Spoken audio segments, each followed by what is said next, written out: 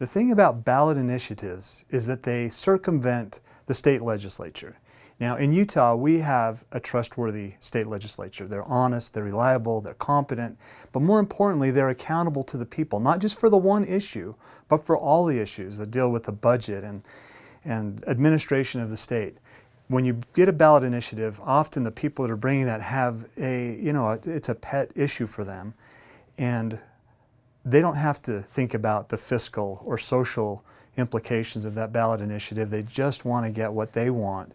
And in the state legislature, I know they act slowly, and there's a place for ballot initiatives, but the benefit of the state legislature making those decisions is that they deliberately go through those issues, they find out what's at stake, and they make a good and informed decision.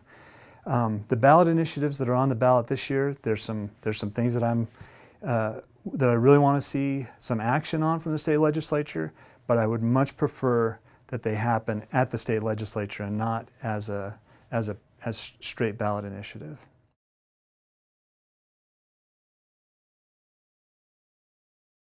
When we talk about the future of rural Utah, and especially when people ask me questions, usually what they're asking is, what is our existence going to look like? Or are we going to be able to stay in rural Utah?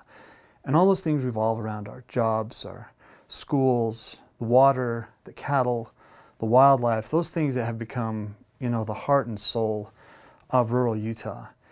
When decisions are made by people who don't have a vested interest, that's a threat to a person's very existence in rural Utah, and it's understandable why it would be an emotional issue for them and why they would be threatened by decisions that are being made not by their elected representatives but by coercion of some of these big moneyed special interest groups, the Patagonias and the Southern Utah Wilderness Alliance and Conservation Lands Foundation. When these entities weigh in and appear to have leverage on something that is going to affect not your recreation but your very livelihood, those things are really important. So the future of rural Utah should be what the people in rural Utah decide it should be.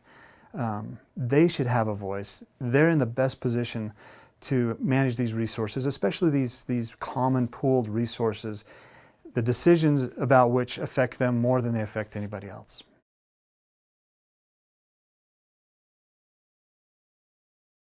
That's a question that it makes me feel bad that we even have to ask the question, because the state is the people. In the 10th Amendment it says that the powers not delegated to the federal government are reserved to the state or to the people. So questioning whether the state is a better steward really is questioning our own management of this. You don't find people questioning whether their decision to raise their kids a certain way is better than somebody else's decision.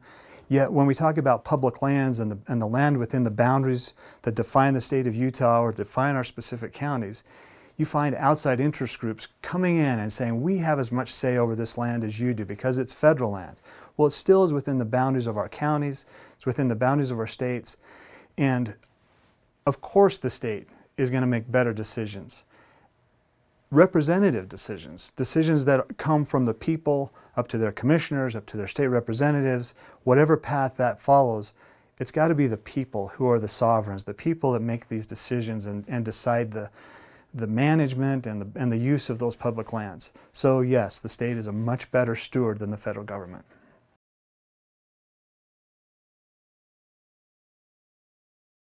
When we talk about, again, the state management, it's unfortunate there are some bad apples at the state level in some of the agencies, some of the politicians. So I understand why people, when they look at some of the decisions that are being made that affect them negatively, that they might lose faith in the state as well. That shouldn't be the case. The state should clean up their act. If there's bad employees, they should be fired. If there's good employees, they should be rewarded, they should be retained. If we could incentivize those working in government at all levels, state on down, they would do a better job. People would be more inclined to trust them. It bothers me when public servants act like they don't trust the people that they serve. That should never be the case. They should recognize that their boss is the people, and the people have a say over how things are managed.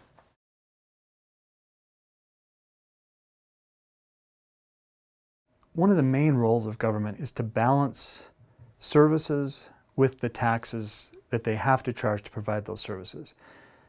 Again, the people demand a certain level of service. They should be willing to pay a certain level of tax. What bothers me is when we start to see taxes that discourage production, that punish the producers. One thing we know for sure, if you punish production, you're going to get less production. If you reward non-production, you're going to get less production. Taxes can reach that point of diminishing returns. On the other side, services can reach the point of diminishing returns. We need to balance those things, and that's a key role of the state legislature. They're in the right position to look at the services, to listen to their constituents, to hear the issues. They know what the budget is coming in. They can help to balance those budgets, and Utah does a fantastic job of that. We run a tight budget. At the end of the day, I'm going to be a legislator that wants businesses to be productive. I believe that's the solution to our tax problems, is a more productive, more vibrant and flourishing economy.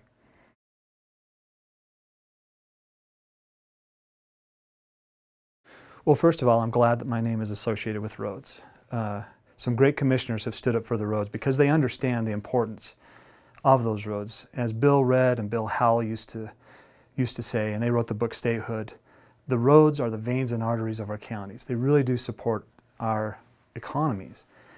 And I'll tell you, it's a lot easier to close a road than it is to build a road. And the people that built those roads did it deliberately with a lot of effort, a lot of time and money that went into those things. And they shouldn't be closed down with an ulterior motive. The environmental community, they understand how important these roads are as well, which is why they target on those roads. They want to turn our counties into a playground, and they can do that by closing our roads, closing our access. State legislators have got to stand up for the counties, for their constituents. They've got to defend these roads because they are extremely important.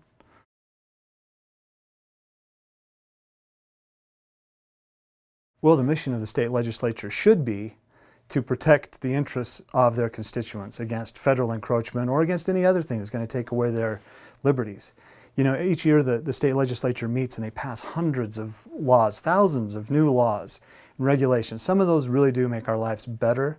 They provide more liberty and more freedom, but a lot of them take away our liberties. They license things that shouldn't be licensed. The state legislature, as Alexander Hamilton said, should be not only vigilant, but should be jealous and suspicious guardians of the liberties of the people against federal encroachment. And if the state legislature will do that, they will be doing a huge service to their constituents and to the state.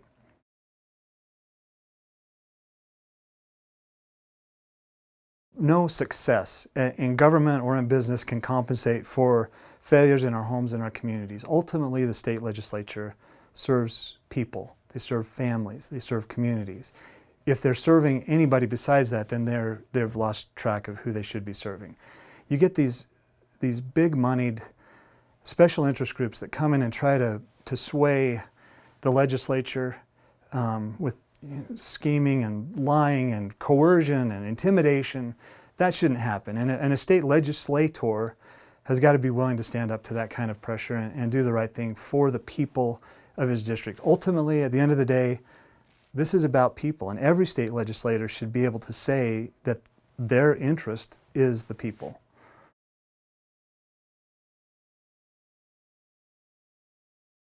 Well, you can tell a lot about a business or about a state from looking at their financial statements. And bottom line is, Utah is a pretty great state. They run a tight budget. We have a great legislature that is fiscally conservative. Our cash exceeds our short-term obligations by about 3 times, which is great. Our liabilities are about 15% of our total assets. If you were a business, you'd be saying this is a very well-run state.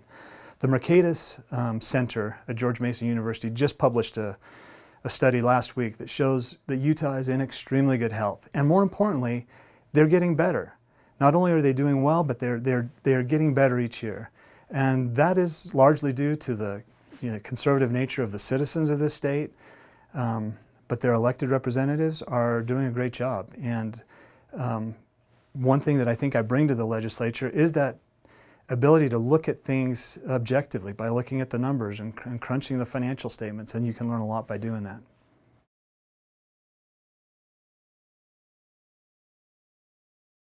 You know, whether you're in rural Utah or on the Wasatch Front, roads are a major concern. We all know that the demand is increasing, the traffic is increasing. Nobody likes to be stuck in traffic. We don't have that problem in rural Utah as much here on the Wasatch Front, but the concerns are the same. Is how do you pay for this growing infrastructure that is going to be required, especially as our economy develops and this transportation becomes more important. And for me, the answer is not to raise taxes. The answer is to go back to the things that built those roads in the first place. You know, extraction industries get a bad rap, but extraction is what has built this state.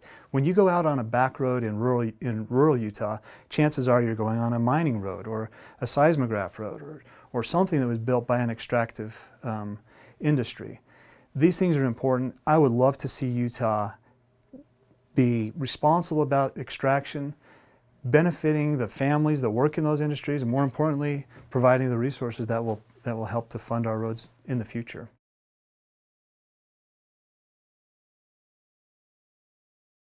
So often, people will come up with a tax, trying to present it as the solution to something. Rarely is the solution to just give somebody a new tax. It's kind of like taking the cupcake off the table and replacing it with a horse turd and saying, here, you should be happy with that.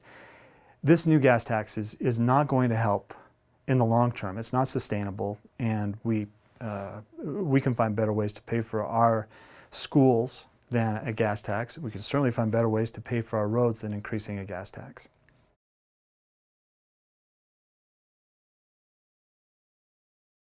PILT.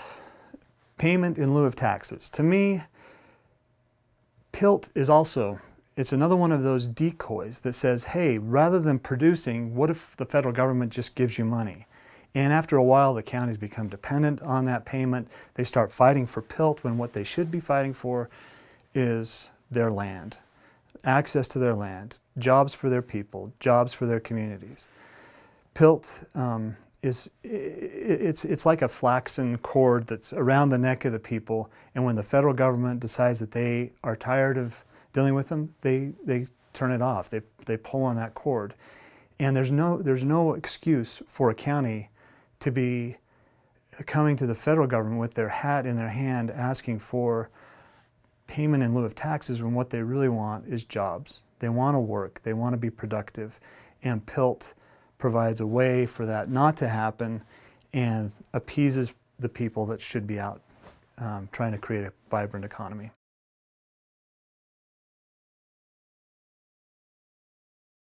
My experience with PILT, looking at it, and don't get me wrong, PILT is a really important funding source since the counties can't tax the federal land. And in my district, we're talking about counties that have 97% public land, 95% public land. They become so dependent on PILT for their budgets, and they end up basically, like I say, going to the federal government hat in hand, asking for what they should never have to ask for in the first place.